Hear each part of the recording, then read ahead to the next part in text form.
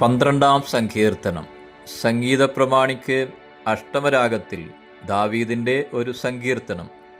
യഹോവയെ രക്ഷിക്കണമേ, ഭക്തന്മാർ ഇല്ലാതെ പോകുന്നു, വിശ്വസ്തന്മാർ മനുഷ്യപുത്രന്മാരിൽ കുറഞ്ഞിരിക്കുന്നു.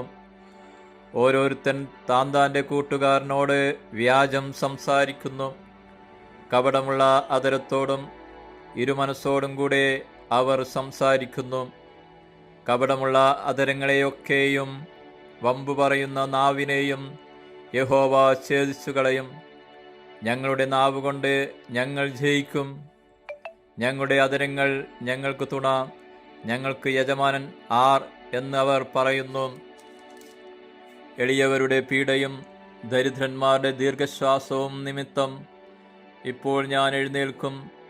രക്ഷയ്ക്കായി കാംക്ഷിക്കുന്നവനെ ഞാൻ അതിലാക്കും എന്ന് യഹോവ അരുളിച്ചെയ്യുന്നു.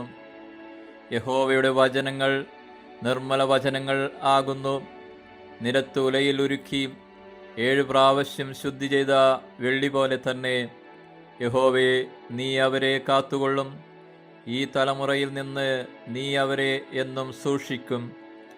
മനുഷ്യപുത്രന്മാരുടെ ഇടയിൽ വഷളത്വം പ്രബലപ്പെടുമ്പോൾ ദുഷ്ടന്മാർ എല്ലായിടവും സഞ്ചരിക്കുന്നു.